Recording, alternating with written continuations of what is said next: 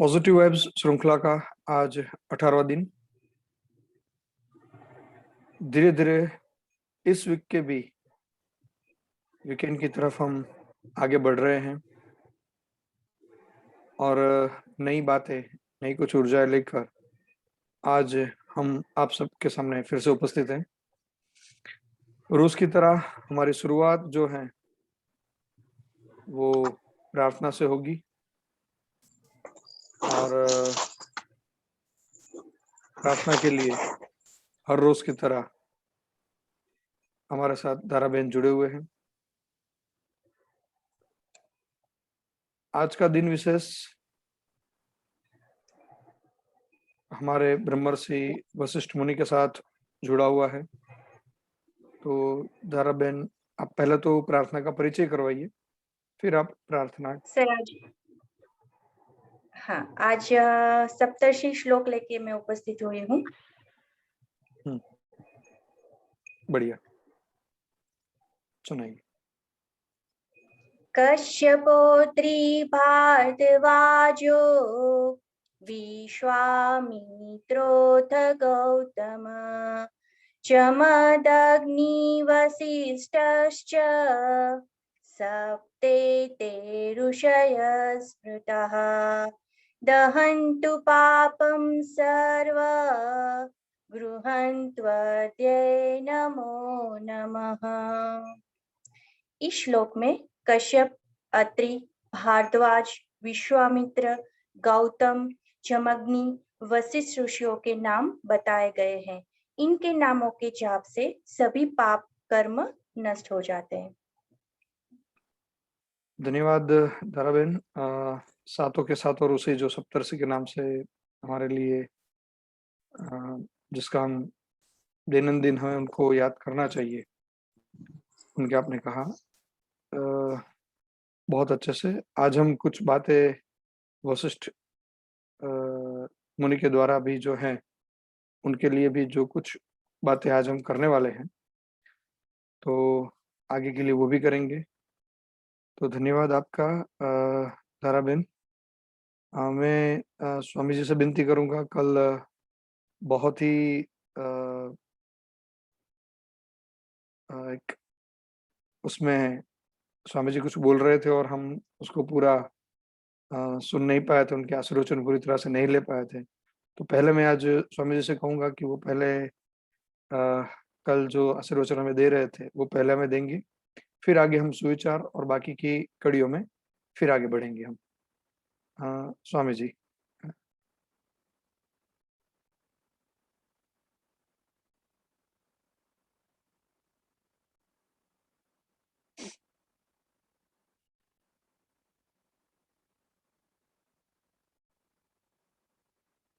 स्वामी जी, अभी आप म्यूट ही हैं।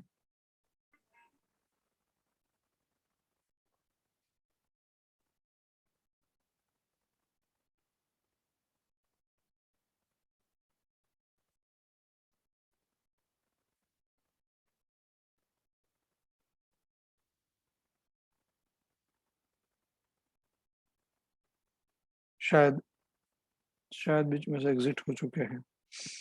तो आज के विषय में आगे बढ़ते हम और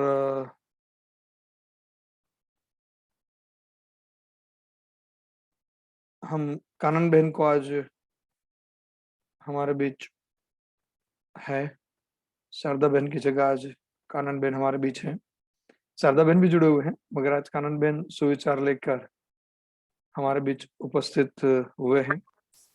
तो कानन बहन से मैं रिक्वेस्ट करूंगा कि वो अपना वीडियो भी ऑन करे और हमारे बीच उपस्थित हो और परिचय करवाए कि आज कौन सा सुविचार वो हमारे साथ रखने वाले हैं।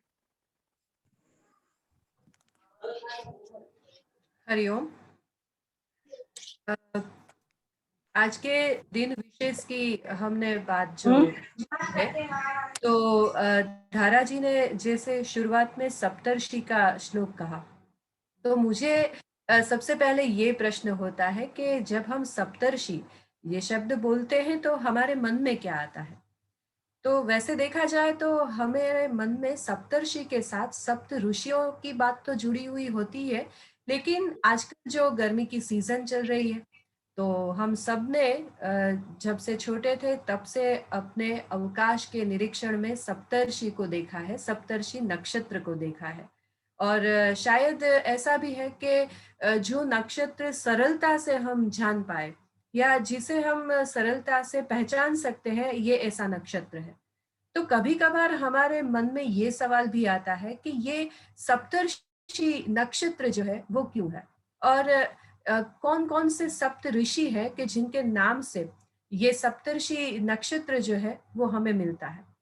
तो दिन विशेष जो है वो इसके संदर्भ में आज हमें मालूम पड़ता है। आज है वैशाख मास और इसके शुक्ल पक्ष की नवमी। तो आज महर्षि वशिष्ठ जयंती के रूप में इस दिन को हम मनाते हैं। तो ये दिन विशेष महत्व हमें मिलता है।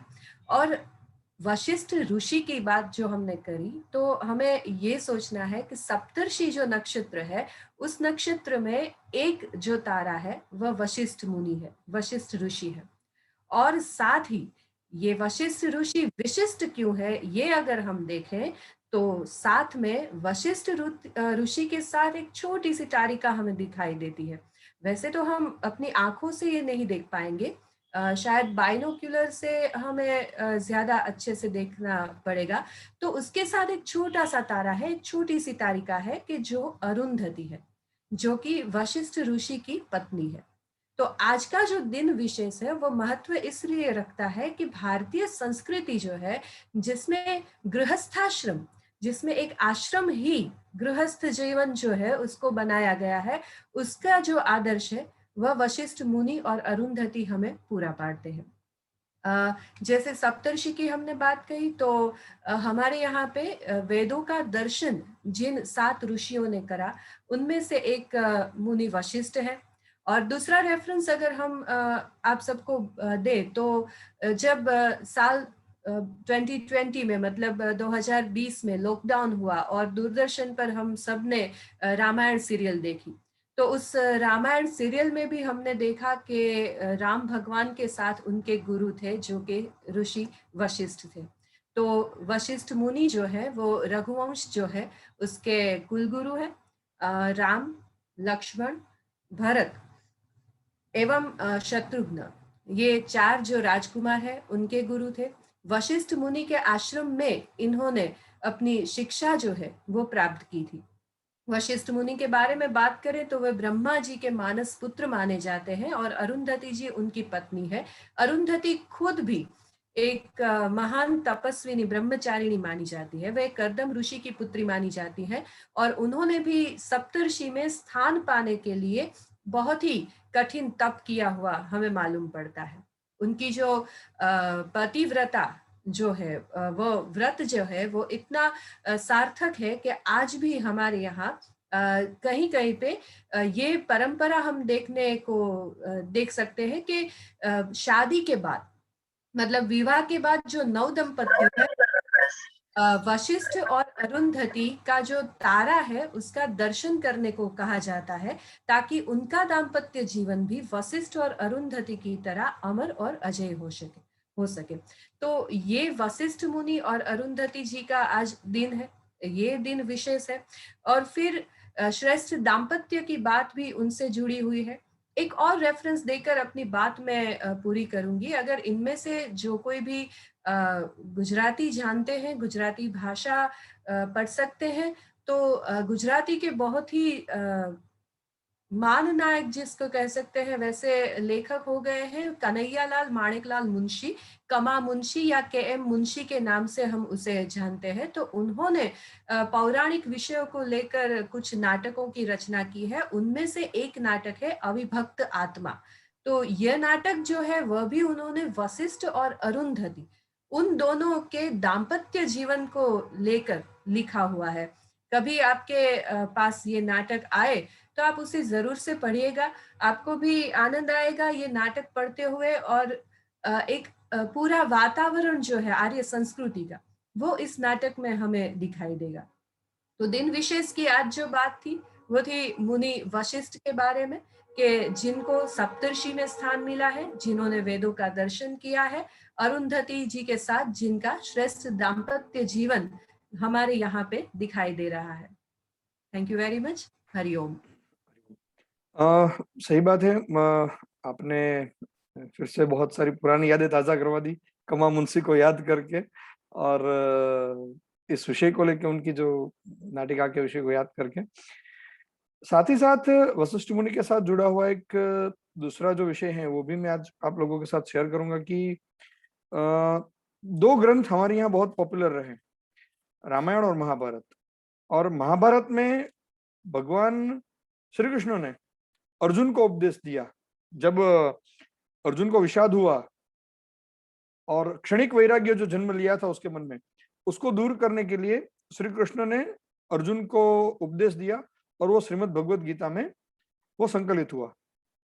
उसी तरह से रामायण में खुद भगवान राम को विषाद हुआ था, वैराग्य हुआ था। जब वो और लक्ष्मण जी जब तीर्थ यात्रा करके वापस आए थे तो उनके मन में भी एक वैराग्य का जन्म हुआ था, और उस वैराग्य को देखकर राजा दशरथ भी चिंतित थे और अयोध्यावासी भी चिंतित थे।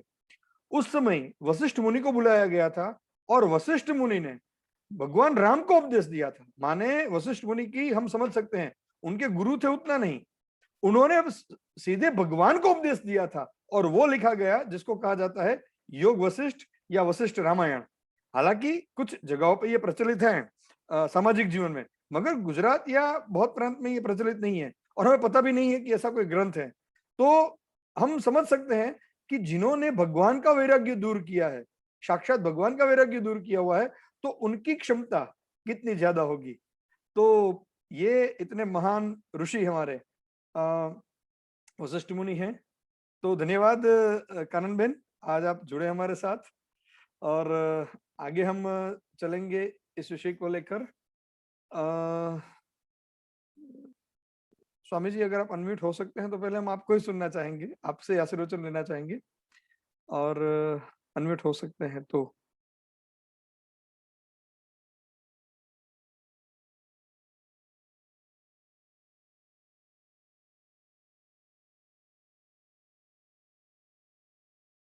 शायद कवरेज का विषय बन रहा है वहां पर, तो आगे चलेंगे एक विषय को लेकर, भगवत गीता, जिसका विषय हम लेके आगे चलते हैं। तो अनीता बहन हमारे बीच उपस्थित हैं, और अनीता बहन, आप तीसरे अध्याय के कौन से श्लोक आज हमें पठन करके सुनाने वाले हैं, ये बताइए। जी सर, हरिओम। हरिओम। आज हम भगवत गीता के तीसरे अध्याय कर्मयोग का 5वां और 6वां श्लोक पठन करेंगे और उसका भावार्थ जानने का प्रयास करेंगे। भगवान कहते हैं, न हि कश्चित् क्षणमपि जातु तिष्ठत्य कर्म कृत कार्यतेरवशः कर्म सर्व प्रकृति जैर्गुणी। दूसरे श्लोक में, कर्मेन्द्रियाणि संयम्य य आस्ते मनसा स्मरन् इंद्रियार्थान् विमूढात्मा मिथ्याचारश्च उच्यते। अर्थात भगवान कहते हैं, कोई भी मनुष्य किसी भी समय में क्षण मात्र भी कर्म किए बिना नहीं रह सकता, क्योंकि प्रत्येक मनुष्य प्रकृति से उत्पन्न गुणों द्वारा विवश होकर कर्म करता है, उसको कर्म करना ही होता है। जो मनुष्य कर्मेंद्रियों को वश में तो कर लेता है, किंतु मन से इंद्रियों के विषयों का चिंतन करता ही रहता है, ऐसा मूढ़ मूर्ख जीव मिथ्याचारी कहलाता है। अस्तु। मिथ्याचार के विषय में भगवान श्री कृष्ण ने बहुत अच्छे से इस 2 श्लोक में बात बताई है कि किस तरह से अपने आचरण को रखा जाए। कर्मेंद्रियों को, या सिर्फ कर्मेंद्रियों को नहीं कहेंगे, इंद्रियों को वश में रखते हुए आसक्ति से दूर रहना, और फिर भी कर्म करते रहना। उपनिषद वाक्य जिस तरह से हैं, तेन त्यक्तेन भुंजिथा, विषयों का त्याग करके उसका उपभोग करना चाहिए। ये उपनिषद वाक्य को चरितार्थ कैसे किया जाए उसको समझाने का प्रयास कुछ इस श्लोक में भगवान ने किया है कि आसक्ति नहीं रखनी है और फिर भी हमें अपने कर्म को करते ही रहना है। तो ये बात आज हमने भगवत गीता में ये ज्ञान आज हमने प्राप्त किया है। धन्यवाद अनिता बहन आपका भी। और आगे चलेंगे हम इस विषय में। आज हमारे साथ पॉजिटिव क्वारंटाइन स्टोरी में हम थोड़ा आगे बाहर गए हैं, गुजरात से बाहर जाने का प्रयास किया है आज हमने। तो महाराष्ट्र से हमारे साथ अनुराधा बहन जुड़े हुए हैं।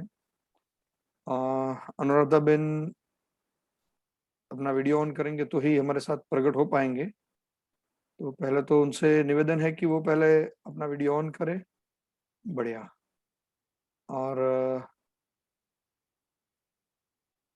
उनके मुंह से उनकी पॉजिटिव क्वारंटाइन स्टोरी सुने, उससे मैं अमी बहन से कहूंगा कि वो अनुराधा जी का परिचय करवाएं और फिर हम आगे बढ़ेंगे। अमी बहन जी।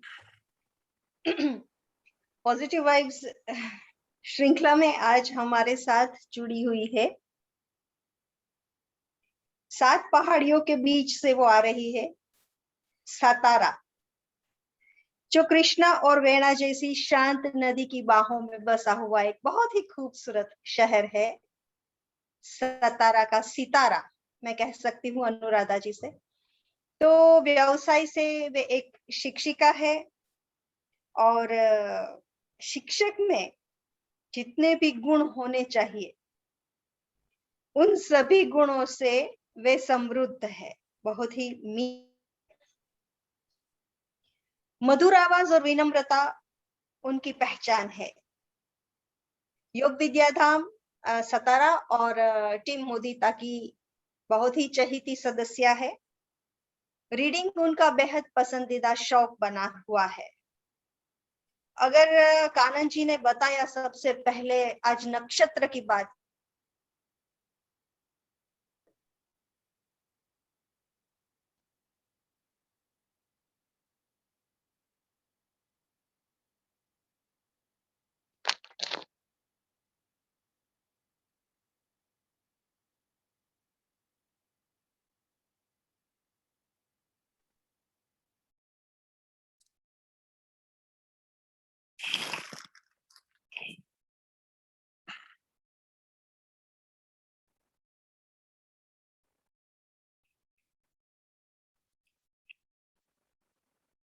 अमी बहन शायद आपकी आवाज मुझ तक नहीं पहुंच रही है।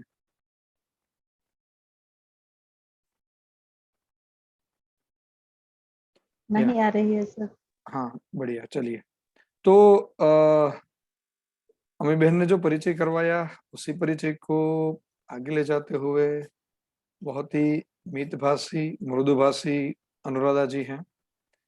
तो अनुराधा जी से ही सुनेंगे उनकी पॉजिटिव क्वारंटाइन स्टोरी। अनुराधा जी। हरिओम। अम्मी दीदी ने इतनी पहचान मेरी कर दी है कि मैं खुद कंफ्यूज हो गई। इतने सुनते सुनते मुझे क्या बोलना है वो ही मैं भूल गई। मतलब इतनी सारी बातें नहीं है, हमें जो करना है वो हम करते जा रहे हैं, बस इतना है। आज मैं यहाँ पर पॉजिटिव क्वारंटाइन स्टोरी में आ गई हूँ। विषय ये चल रहा था कि गौरांग सर बात कर रहे थे कि हम पॉजिटिव वाइब शुरू करने जा रहे हैं, तो हम भी बड़े उत्साहित हैं कि हम ये शुरू करने जा रहे हैं। और जैसे ही शुरू करने जा रहे थे उसी दिन मुझे लगा 26 डेट थी और उसी को मैं ही पॉजिटिव आ गई। तो मतलब मुझे ही पता नहीं था कि मैं पॉजिटिव हूँ, लेकिन बॉडी पेन इतना था तो पता नहीं चल रहा था ये क्यों हो रहा है। और उसी दिन जब मैं अभ्यास कर रही थी कपालभाति का, तो मुझे अजब सा लग रहा था कि मैं कपालभाति ठीक से नहीं कर पा रही हूँ। तो दर्द बढ़ता ही गया। तो डॉक्टर को बताया मैंने, मैं पास गई उनसे, तो उसने पहचान लिया कि उन्होंने बोला कि आपको कोविड के सब सिम्टम्स है, तो आपको क्वारंटाइन अब रहना पड़ेगा। ये सुनते ही मतलब मुझे नहीं पता चला कि मैं कैसे हो गई, मतलब पॉजिटिव कैसे आ गई, यही बात मुझे नहीं पता चली। लेकिन वो सुनते ही इतना शॉक लगा कि मतलब वो दिन तो मैं अभी नहीं भूल सकती। लेकिन बाद में धीरे धीरे मैं दूसरे दिन मतलब मेरी फ्रेंड्स हैं, उन्होंने डॉक्टर कोड़े का नंबर दे दिया, तो उसके पास मैं चली गई। तो पहले ही दिन उन्होंने बोला था कि तुझे 3 शब्द याद रखने हैं। पहला है ख्याल, दूसरा है डर और तीसरा है दहशत। ये तीनों शब्दों में एक हल्की सी लकीर है। एक से दूसरे में कैसे कब तक पहुंचोगी और कब जाओगी ये तुझे भी नहीं पता चलेगा। खुद का ख्याल रखना है, लेकिन ख्याल रखते रखते मन में डर नहीं लाना है।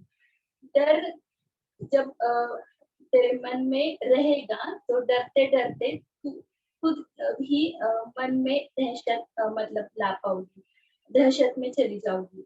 अगर तूने ये कोविड का दहशत वो क्रॉस कर लिया, तो मैं भी तेरी मदद नहीं कर पाऊंगी। इतने प्यार से और इतने धीरे से उन्होंने ये सब बातें बताई। ट्रीटमेंट सब फॉलो करनी है। उसी दौरान सर से भी बात हो गई। सर को बोला कि सर ये ऐसा चला है, टेस्ट करने को कहा है। तो सर ने भी बोला कि कोई बात नहीं, आप सिर्फ प्राणायाम का अभ्यास कर लो। तो ये सब पता होने के बाद मतलब मन में एक थोड़ा सा मतलब एक कॉन्फिडेंस आ गया कि मैं नहीं इससे बाहर पड़ जाऊंगी। उसी दौरान ये जो शब्द हमारे बहुत महत्वपूर्ण रहता है, एक सपोर्ट आपको बहुत ही महत्वपूर्ण रहता है। घर आ गई तो आइसोलेट हो गई। मेरे साथ साथ मेरे हस्बैंड भी आइसोलेट हो गए, क्योंकि इतना बॉडी एक था कि मैं उठ भी नहीं पा रही। तो मेडिसिन देना 8 बजे दोपहर शाम को ऑक्सीजन लेवल चेक करना, मतलब वो चेक करना, फिर 6 मिनट चलना, फिर चेक करना, ये सब नोट डाउन करना, फिर डॉक्टर को बताना, ये सब यहाँ पर चल रहा था। तो 1-2 दिन गए, पूरा का पूरा रेस्ट चल रहा था, और इसी दौरान रेस्ट चल रहा था और डीप ब्रीथिंग भी चल रही। जहाँ पर पेन होता है आपको वहां पर अपना ध्यान लेकर जाना है, और वहां पर आपको वो कंसंट्रेट करके आपको डीप ब्रीथिंग करना है। आपको पता भी नहीं चलता कि आपका दर्द कहाँ पर जाता है। यहाँ पर मन पर संयम एक बड़ी बात रहती है। अगर आपने मन पर खुद के संयम पा लिया, तो आप दुनिया की कोई भी मुसीबत धीरे दूर कर सकते हो। ये उसी दौरान मुझे समझ आ गया। धीरे धीरे 2-3 दिन बढ़ते गए, 14 दिन बिताने थे। तो अब क्या करें, तो फ्रेंड्स मेरे साथ साथ मेरे 3-4 फ्रेंड्स पॉजिटिव आ गए थे। तो उनको मैं वो कॉल कर रही थी कि अनुराधा जी क्या करना है। उनको कैसे बताया कि भाई मैं भी पॉजिटिव हूँ, लेकिन मैं ये कह रही थी अरे ब्रीथिंग कर लो, इन एंड आउट ब्रीथिंग करना, आपका ऑक्सीजन लेवल कम हुआ है तो रेस्ट लेना, फिर क्या करना है, ये सब चल रहा था। एक दिन वो बहुत ही मतलब वो पता चला कि वो डर रही थी, तो सबको मैंने ग्रुप पर ही मैसेज डाला कि भाई आपके नैया में मैं भी हूँ, मैं भी पॉजिटिव हूँ, डरना मत, हम सब एक साथ बाहर निकलेंगे। तो जो 3-4 फ्रेंड्स पॉजिटिव थे, बाकी के फ्रेंड्स के मैसेज आने लगे, तू अकेली क्वारंटाइन क्यों रही है, तो हम सब एक साथ ही क्वारंटाइन हो जाते हैं, तो एक हॉल बुक कर हम साथ साथ मजे करेंगे। तो ये तो मतलब एक फ्रेंड्स हमारे जीवन में रहना इतनी बड़ी बात है। मतलब अगर हमारे साथ फ्रेंड है तो हमारा माइंड फ्रेश हमेशा रहता है। दुख तो ऐसा आता है और इनके साथ साथ कहाँ चला जाता है पता भी नहीं चलता। हर सॉल्यूशन यहाँ इनके पास रहता है।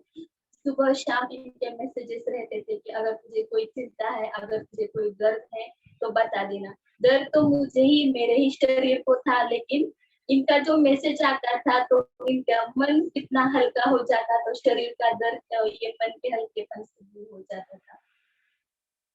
फिर ये फ्रेंड्स मतलब ये तो जरूरी है, लेकिन इन 14 दिनों में मैंने क्या क्या किया, तो मेरी कुछ बातें रही थी। तो मुझे मतलब पातंजलि योग दर्शन का मुझे ट्रांसलेशन करना था, मुझे वो याद आ गए तो मैं वो करने लगी। वो भी मेरा एक पार्ट तो कंप्लीट होने लगा। फिर वही एक सी बात नहीं लगी, जो जो अच्छा लगता है वो आपको करना है। मतलब मुझे तो बचपन की जो फिल्में थी, हम ऐसा कुछ नहीं कि हमें कुछ सीरियल्स ही देखने हैं, पिक्चर भी देखने हैं। मुझे तो पसंद है वो चीजें मैं कर रही थी। जो कुछ पसंदीदा सॉन्ग थे वो मैं सुनने वाली थी। मुझे सिंड्रेला की स्टोरी पसंद है, मुझे टॉम एंड जेरी भी पसंद है, वो भी मैं देखती थी। बच्चे साथ में रहते थे, बच्चे कहते थे अरे माँ ये तू क्या कर रही है, वो भी यहाँ पर तो ये ऐसा कुछ रहता है मेरे घर में। तो उसी दिनों में ये भी कुछ चल रहा था। बच्चे हमारे मैं घर रही थी, लेकिन जो फैमिली है तो वो भी आपका सपोर्ट रहती है। आपके जो शौक रहते हैं, मतलब रीडिंग करना है, आपको कुछ पेंटिंग्स बनाना है, मतलब पढ़ाई तो चल रही थी, साथ में पेन और बुक और कुछ पेजेस थे। तो खाली एक पेन ही था, कलर्स नहीं थे, तो भी क्या हुआ, हम कोरे कागज पे ही पेन से कुछ पेंटिंग बना लेते हैं। ऐसा कुछ नहीं कि सब आपके पास हो और फिर ही आपके शौक पूरे करने हो। कहीं मतलब उन 14 दिनों में दो कपड़ों की जोड़ी थी। हम क्या करते हैं, हम ये आज ड्रेस पहनो, दूसरे दिन दूसरा ड्रेस पहनो, तीसरे दिन तीसरा पहनो, ये भी कोई जिंदगी में नहीं है। हम दो जोड़ी कपड़ों में भी आसानी से हम हमारी जिंदगी काट सकते, ये भी मैं सीख गई। तो क्या एक खाली मतलब एक ही जो बर्तन थे वही बर्तन मेरे साथ में हम हमारी शोकेस से क्रॉकरी निकाले, आजकल परसों अलग, ये भी नहीं चलता था। अगर छोटी है, मतलब एक रूम थी, मतलब वो ही 14 दिन में एक रूम में, तो बहुत बातें मुझे इस कोरोना से सिखाई। आपको डॉक्टर की सलाह मान लेनी है, मेडिसिन प्रॉपर लेने हैं, लेकिन इस समय आपका मन पर संयम बहुत ही जरूरी है। प्राणायाम का अभ्यास हमेशा करते रहिए। अगर मेरे ऑक्सीजन लेवल पता है क्या 99 कभी नहीं है, 6 मिनट वॉक करें तो भी मेरी ऑक्सीजन लेवल 99 ही रहती थी। सिंपल प्राणायाम के प्रकार है, ब्रीथिंग के प्रकार है, आप वही करते रहना। ऐसा नहीं कि कुछ हार्ड ही आपको करना है, छोटे छोटे अभ्यास से ही आप स्ट्रॉन्ग बन जाते हो। तो प्राणायाम का अभ्यास, योग का अभ्यास जरूर करते रहना। और ये योग आपको इस नैया से जरूर इस नैया में बैठते हो तो जरूर आप ये जो किनारा है आरोग्य का, वो आपको जरूर उस किनारे पर लेकर जाएगा। हरिओम। बहुत बढ़िया अनुराधा जी, आपने जिन विषयों को कहा है, दो चीजें बहुत उसमें से महत्वपूर्ण है। एक ख्याल, डर और दहशत की जो एक रेखाएं हैं, उनको साथ में रहते हुए हमें आगे बढ़ना है। और ख्याल रहे तब तक भी ठीक है, डर रहे तो थोड़ा सोचना पड़ेगा, मगर दहशत में पड़ जाए तो शायद वाकई वो चिंता का विषय हम सबके लिए हो सकता है।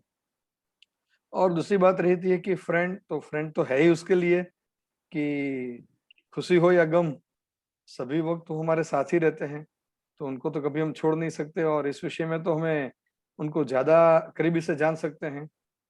तो धन्यवाद आपका, आज आप हमारे साथ जुड़े और आपने अपने पॉजिटिव जो वाइब्स हैं वो हमारे साथ शेयर किए। फिर से एक बार धन्यवाद। अमी बहन, फिर से आप खो गए थे। आप ऐसे खो जाया मत करो, डर जाते हैं सभी लोग, पता है आपको कि सुरीला आवाज कहाँ खो गई। तो बताइए, आज वैसे दिन विशेष वशिष्ठ मुनि के साथ है, एक नया विषय सप्तर्षि का भी आया, तीसरा विषय आज एक पॉजिटिविटी का भी आया। तो बताइए आज आप किस विषय को पकड़ के आज हमें आज मॉरल स्टोरी सुनाने वाले हैं? जी, हमारी संस्कृति को ध्यान में रखते हुए कानन बेन ने धाराबेन ने, अनुराधा जी ने जो सब बातें कही, तो उस हिसाब से मैं भी आज वशिष्ठ और विश्वामित्र के बीच जो मीठी नोक झोंक चल रही थी उसके बारे में एक बात आप सभी से साझा करना चाहूंगी। जो विश्वामित्र ऋषि थे, बहुत बड़े माने जाते हैं। उन्होंने ऋषि, उसके बाद महर्षि, उसके बाद राजर्षि तक की उपाधि प्राप्त कर ली थी, मगर कोई उन्हें ब्रह्मर्षि का दर्जा नहीं दे रहा था। जब कहीं भी चर्चा होती तो उन्हें सुनने को ऐसा ही मिलता कि ब्रह्मर्षि तो भाई वशिष्ठ मुनि ही है। उनको तो दिल में बहुत ही दुख होने लगा, तो सोचा कि मैं भी तपश्चर्या शुरू करता हूँ। उन्होंने कठिन तप शुरू किया। कहते कि उनके तप के प्रभाव से दिगंत कांप उठते थे। लंबी तपस्या करने के बाद भी उसे कोई फल ऐसा प्राप्त नहीं हुआ कि कोई उसे ब्रह्मर्षि करके पुकारे। आखिर उसका धैर्य है वो छूट गया। उन्होंने तपस्या छोड़ी और चल पड़े वशिष्ठ जी के आश्रम की ओर कि आज तो छोड़ूंगा नहीं इसको, क्या समझता है अपने आप को। उन्हें ऐसा लग रहा था कि वशिष्ठ की कोई चाल है कि मुझे कोई ब्रह्मर्षि न बुला सके, वरना ऐसा क्या कि उसके अलावा कोई दूसरा तो ब्रह्मर्षि बन ही नहीं सकता। मन ही मन बहुत गुस्से में वो तो चल पड़े वशिष्ठ जी के आश्रम की ओर। वशिष्ठ जी के आश्रम की ओर पहुंचे, नजदीक पहुंचे तो वशिष्ठ जी अपने शिष्यों को कुछ शिक्षा दे रहे थे, उपदेश दे रहे थे। तो छुप छिप गए झाड़ी में और सुनने लगे कि ये क्या शिक्षा दे रहे हैं अपने शिष्यों को। जैसे हमारे पॉजिटिव वाइब्स में भी चल रहा है ना, सब लोग देखने आते हैं कि हम क्या करवा रहे हैं उसी तरह से विश्वामित्र भी देखने लगे कि भाई ये क्या ऐसा क्या करवा रहा है कि जिससे इतने सब लोग इस प्रभावित होते हैं। तो वशिष्ठ जी से उनके एक शिष्य ने पूछा कि गुरुजी, ये स्वच्छ आकाश में जो प्रकाश फैल रहा है और शीतल चांद की जो चांदनी, इतनी धवल चांदनी आकाश में फैल रही है, तो गुरुजी आपके मन में क्या विचार आ रहे हैं इस चांदनी को देखकर। तो वशिष्ठ जी बोले कि चांद की चांदनी वैसे ही पूरे संसार को प्रकाशित कर रही है जैसे ऋषि विश्वामित्र का यश। विश्वामित्र तो चकित रह गए कि यहाँ कहाँ, मैं तो इससे झगड़ा करने आया था, उसे मारने आया था, और ये तो मेरे लिए इतनी अच्छी बातें बोल रहे, मेरी प्रशंसा कर रहे हैं। वो बहुत ही विनम्रता से वशिष्ठ जी के चरणों में गिर पड़े, बोले क्षमा ऋषिवर, मुझे क्षमा करे। वशिष्ठ ने उन्हें उठाया, उठो ब्रह्मर्षि। इस बार विश्वामित्र सहित समग्र शिष्य चौंक पड़े और विश्वामित्र मुस्कुराते हुए खड़े थे। खुद ब्रह्मर्षि ने राजर्षि विश्वामित्र को ब्रह्मर्षि की उपाधि दे दी। तो ये होती है विनम्रता। जब हम विनम्र हो जाते हैं, जब हम झुक जाते हैं, तब हम सबसे ऊपर उठ जाते होते हैं। अभी चक्रवात में भी हम लोगों ने देखा है कि जो पेड़ जो बड़े अकड़ के साथ खड़े हुए थे, उन पेड़ों का नाश हो गया, लेकिन जो चक्रवात के सामने झुक गए वो बिल्कुल आज भी अड़ग खड़े हुए हैं। तो यही थी आज की मेरी स्टोरी। धन्यवाद।